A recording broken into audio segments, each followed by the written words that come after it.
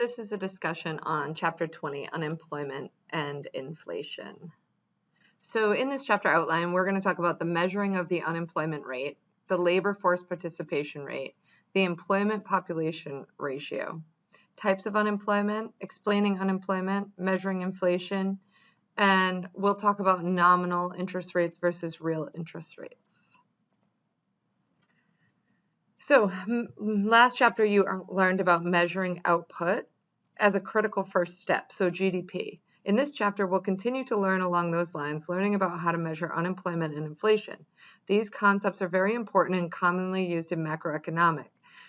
We want to solidify their meaning and talk about them intelligently. So, defining the unemployment rate. There are more than 300 million people in the United States, and monitoring and reporting their activities regularly would be very difficult and costly. Instead, the Department of Labor reports estimates of employment, unemployment, and other statistics related to the labor force each month. Labor force is the sum of employed and unemployed workers in the economy.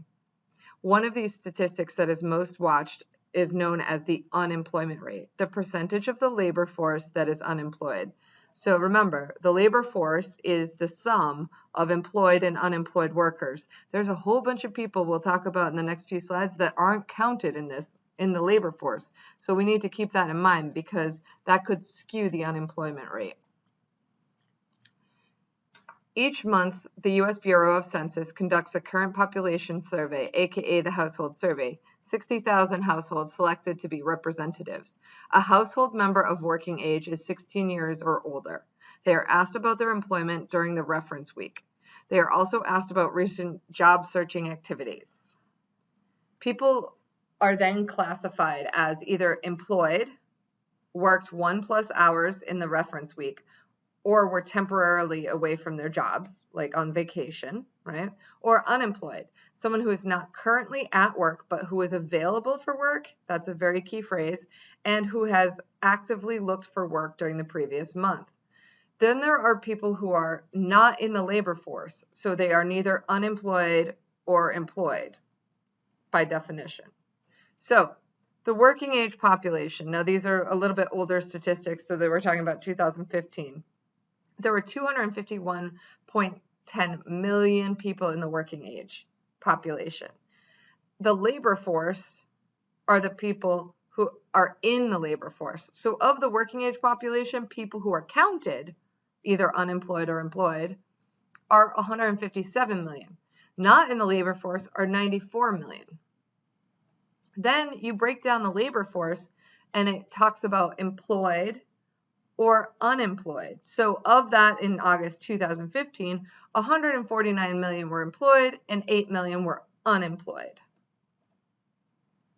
Then in the not in the labor force, so people who aren't counted in this number, not available for work, either you're a homemaker, you're a retiree, you're a full-time student, that's 88 million people, or you're available for work but not currently looking. So if you gave up, if you've been unemployed for 9 months and you gave up looking, you're also not counted as unemployed because you gave up looking. We'll talk about discouraged workers. So of the not available for work but not currently working, discouraged workers make up 0.62 million, and those not currently looking for work because of childcare responsibilities, transportation, or other reasons is 5.3. So discouraged workers are people who are looking, who are available, who could make it happen, but aren't currently looking because they just became discouraged, right, by theory. The people not currently looking for work because they don't have childcare, or because they have transportation problems, so they know they would need a car to get to work, so they stopped looking or they're not looking. So discouraged workers, by definition, are people who are available for work but have not looked for a job during the previous 4 weeks because they believe there are no jobs available for them. So how do we calculate the employment status of civilian working age? So we say civilian because we're not including people in the military in this count. So based on the CPS estimates, we calculate them, and it is a very important macroeconomic indicator. The most watched is the unemployment rate. So how would we calculate that? The unemployment is the number of unemployed. So in this example, the 8.03 million divided by the labor force, divided by 157 million times 100 is the unemployment rate. Or 8.3 million divided by 157 times 100 is 5.1%. So at the time of this slide, August 2015, the unemployment rate was 5.1%. So also important is the labor participation rate. This is the percentage of working age population in the labor force. So there's 251 million in the working age population, but only 157 million in the labor force. So 62% is the labor force participation rate. And the employment population ratio is the percentage of working age people that are employed. So employment, this number, 149, divided by this, 251 times 100. So 59% are employed. So let's talk about problems with measuring the unemployment rate. The unemployment rate is measured by the Bureau of Labor Statistics. It is not a perfect measure of joblessness. One, the distinguishment between people who are unemployed and not in the labor force requires judgment. Should we exclude discouraged workers? If you stop looking in the last 4 weeks because you believe there's no jobs, does that mean you're not unemployed?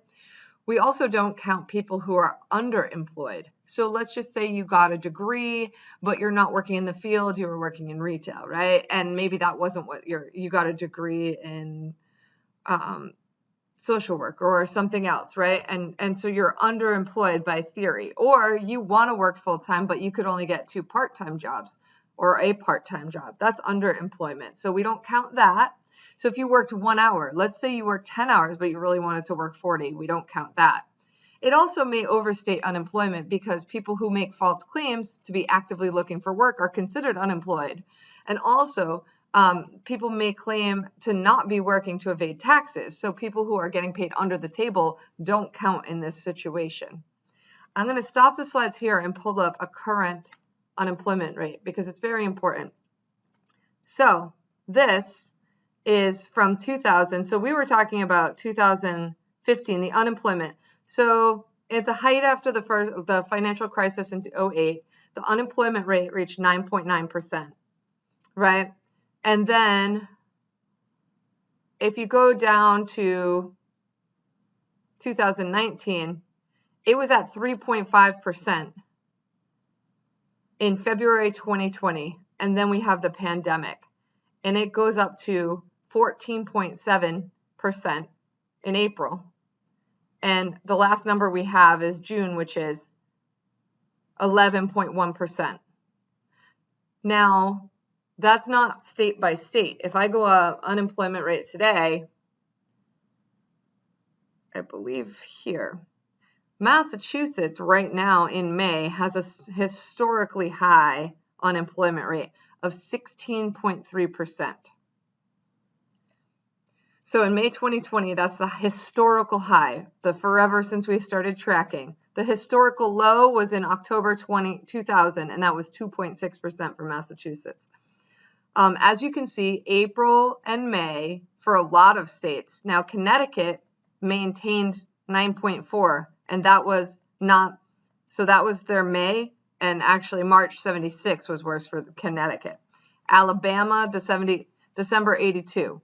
So this is, the first graph I showed you was the United States as a whole. This is state by state. So not every state was affected the same way. But as you can see, 2020 is historically high for the majority of the United States.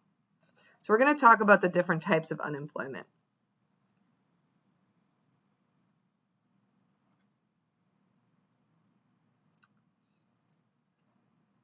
So the official unemployment rate is a broad measure of the unemployment. Some people suggest that we should include discouraged workers. So if we included discouraged workers, this would be the actual unemployment rate for all of these years, right? And this is a guess because we're guessing how many are discouraged, right? So there are also trends of participation rates of men versus women since 1948. Men are on the decline, whereas women participating in the labor force is has risen steadily since 1948. So, while the unemployment rate returned to normal after the 2007 to 2009 recession, the employment population ratio did not. Why? So some reasons why the employment population rate has dropped off is the aging population of baby boomers reaching retirement, so they would no longer be in the participation rate or the normal available for work. There's long-term unemployment leading to skill deterioration. So as we change from an agricultural to an industrial, and then from industrial to a service-based industry, the skill sets required change, and therefore that leaves a large sector of people unavailable to meet the skills demand. And then Affordable Care Act made it easier for access to health care without having to get it through an employer, so that could change it.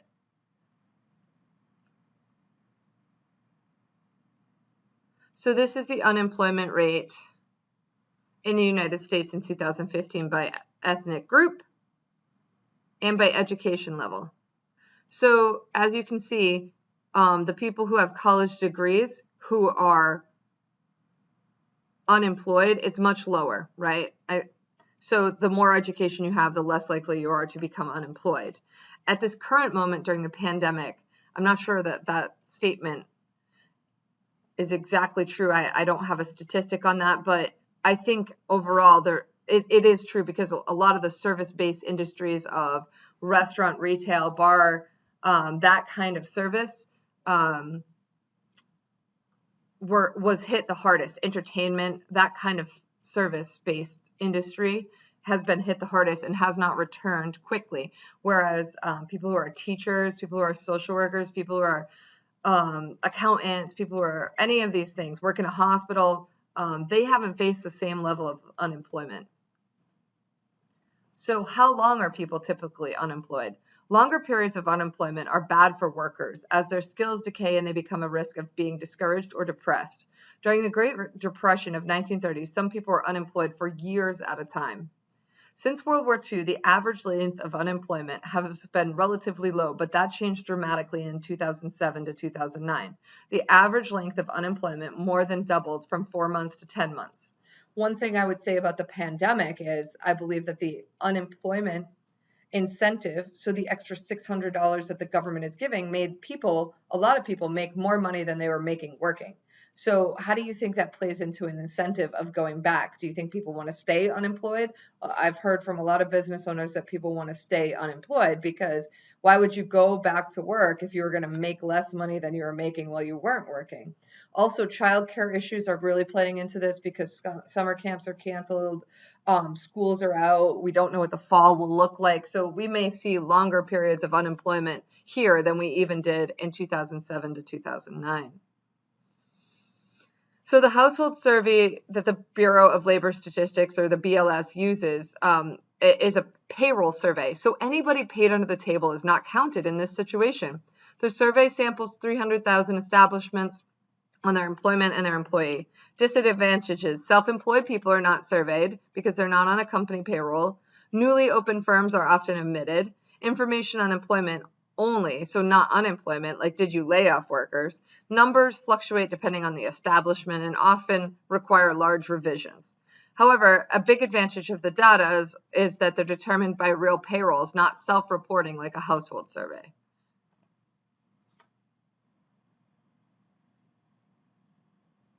So even if surveys are truthful and accurately answered, we do not expect all the numbers to be identical between the surveys.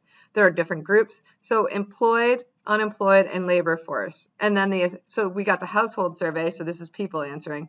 And then we have the establishment survey on who is employed or unemployed. But we get a complete picture when we compare both of these. But at this point, the household survey said in 2015, 5.3% or 5.1%. The key is to understand what unemployment is. So I'm going to skip to job creation and destruction. Jobs are continuously created and destroyed in the United States economy. In 2014, 29.1 million jobs were created, while 26 1.1 million were destroyed. It's a normal and natural process for the economy. The BLS reports net changes in the number of people employed and unemployed. It does not fully represent how dynamic the job market really is in the US. So it's very important that you know these. This will be on the exam. So what are the types of unemployment?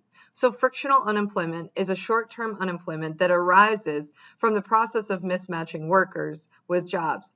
Structural unemployment is unemployment that arises from a persistent mismatch between the skills and attributes of workers and the requirements of the job. And then cyclical unemployment is unemployment caused by a business cycle recession. So we're going to examine these as we continue on. So unemployment rises when the economy is faltering, and fall when the economy is doing well. So unemployment works in the opposite direction of the economy. So if the economy is doing well, unemployment will fall because more and more people, less and less people will be unemployed.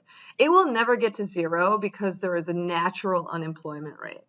So we were at the natural unemployment rate in February 2020 before the pandemic. So frictional. This frictional short-term unemployment arises from the mismatch of jobs. Frictional unemployment occurs because of job searching, entering or re-entering the labor force, or being between jobs. You may not like your job, so you decide you're going to leave your job and start a new job, but in between you're unemployed. So this is just frictional. It's a short-term mismatch, the job searching process. It also occurs because of seasonal unemployment. So lots of people work seasonal summer jobs and they fluctuate, or like a ski instructor or a farm worker. To control for this, the BLS releases raw and seasonally adjusted employment figures. Some frictional unemployment actually increases economic efficiency by allowing for better job matches. You might leave your job after you graduate college while you're looking for another one, or you might set that up in between. You might have some period of unemployment. So structural unemployment is when unemployment arises from the persistent mismatch of skills and attributes of workers. A structural unemployment is associated with longer unemployment spells. Workers who are actually structurally unemployed may require retraining to obtain modern jobs. Let's just say you used to manufacture typewriters, but typewriters really aren't being manufactured anymore. So you might have to have job retraining to learn how to manufacture candles instead, or to do something completely different, drive trucks, or whatever it is that you want to do. You may need job retraining because no one else is manufacturing typewriters, and therefore you are structurally unemployed.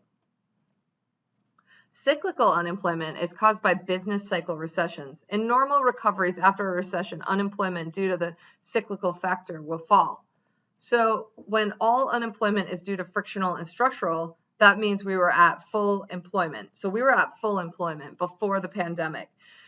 The impact of this pandemic is hard to predict because we're not sure what businesses will make it through, what the economy will look like after.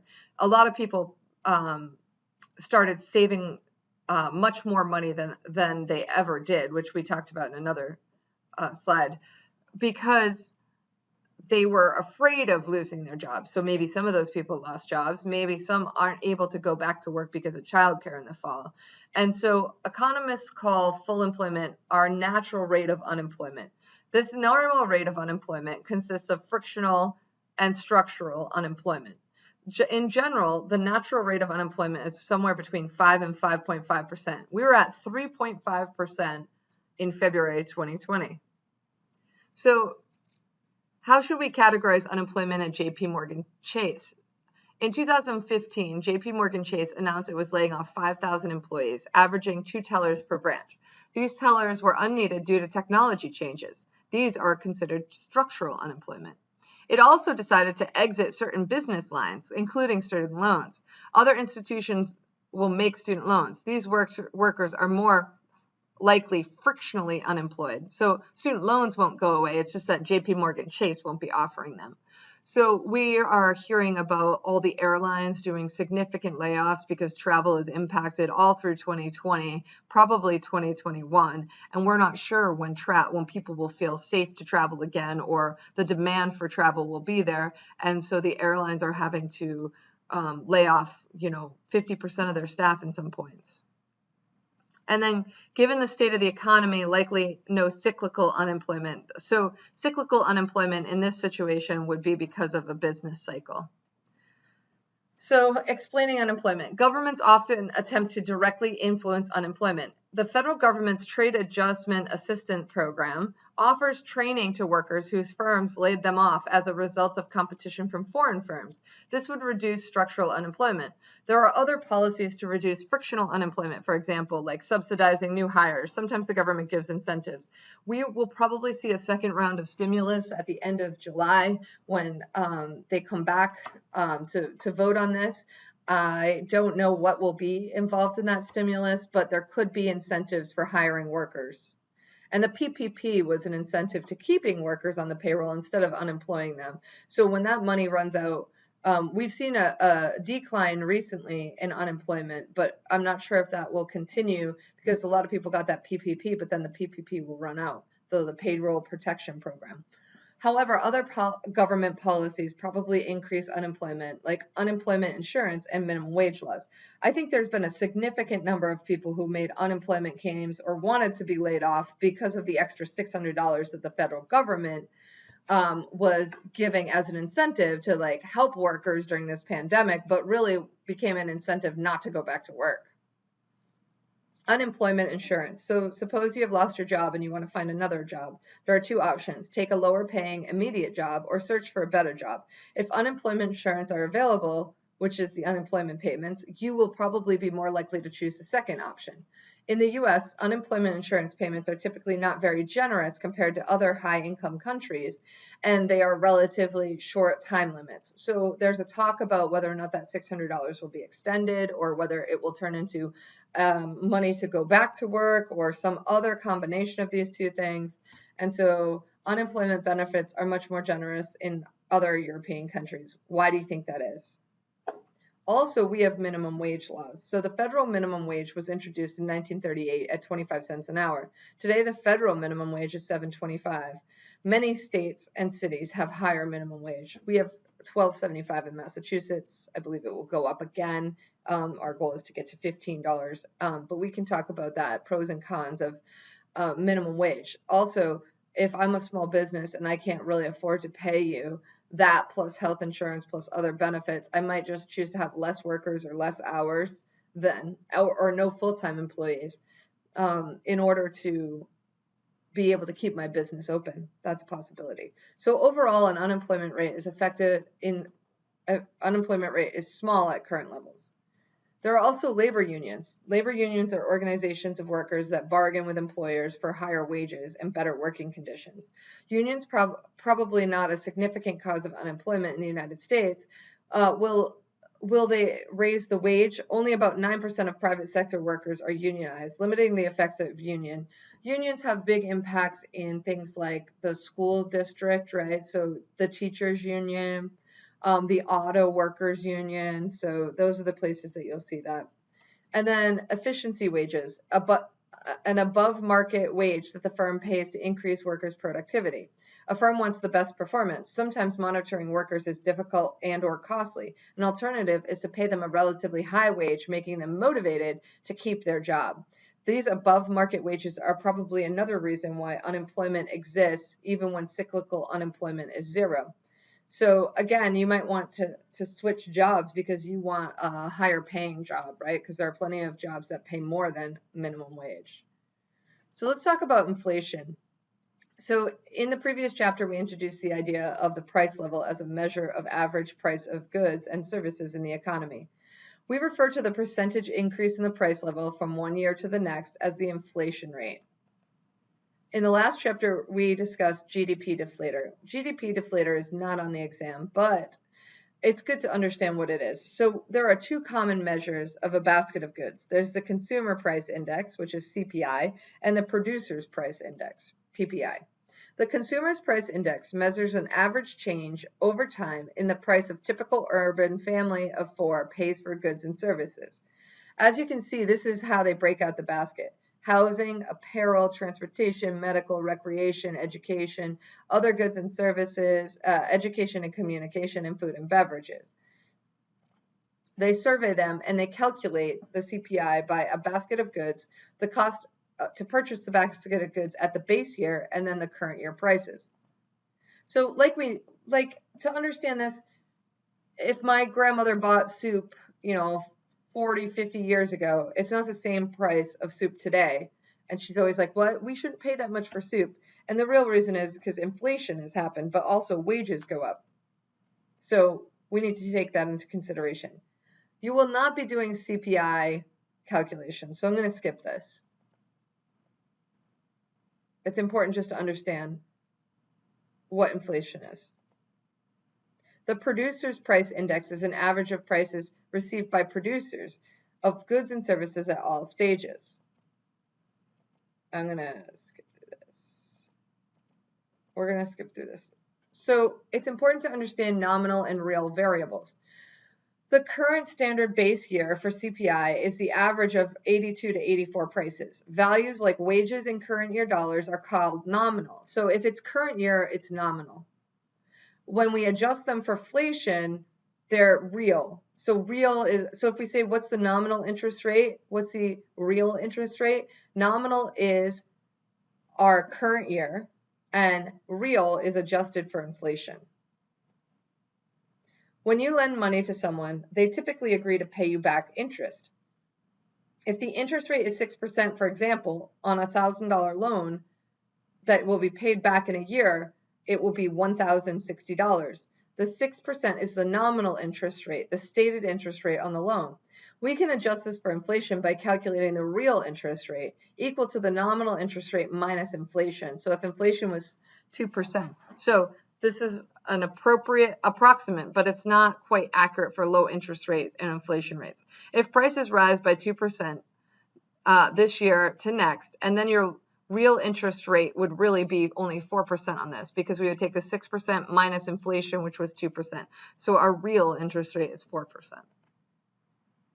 This is a chart of interest rates, and now the interest rates are even lower than this, I believe. So we had negative interest rates or at zero.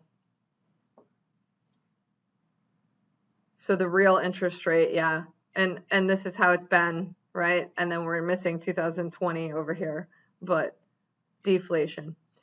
Sometimes inflation is unimportant. If all prices double overnight, it seems like nothing much would change. The prices of goods and services would have doubled, but so would your wage. And so we talk about the real wage. And recently we've had increases in real wages, which we haven't in the past. So how much could you afford? If your wages increase at the same rate as inflation, then you should be at the same standard of living. But college has outpaced the inflation rate, so that cost has gone up, whereas cars and vehicles have outpaced inflation. Sometimes housing prices outpace inflation. So, but not all prices and wages rise at the same time. Some people will see their real wage increase due to inflation, while others will see it decrease. Particularly people on fixed incomes, retirees, inflation seems unfair as their purchasing power of their income falls. So even if inflation is anticipated, there still could be problems. People and firms have increased real costs of holding cash. Firms have menu costs. Menu costs are the costs of firms for changing prices. Frequently changing prices are inconvenient for firms and consumers too to deal with. Sometimes you'll see, the fish is market price, so they don't even put a price. But everything else on the menu, they don't change the menu from one day to the next, right? So think about it in that terms, but it talks about all types of things, not just what's on a menu. Investors are taxed at nominal rates rather than real rates. So this can increase the tax due, right? So inflation can increase the tax due. When people cannot predict the inflation rate, they find it hard to make borrowing choices. For example, in the 1980s, banks were charging 80% or more on home loans. The rate of inflation was very high. People who bought homes were locked into high rates even when inflation subsided. On the other hand, if banks lend money at a low rate and then high inflation takes place, the real interest rate they receive may be zero or negative. Thus, the risk of inflation makes banks wary about lending. So if I borrow and then everything goes up from there, then I'm winning and the bank gets my money and they can spend less of it when I pay it back.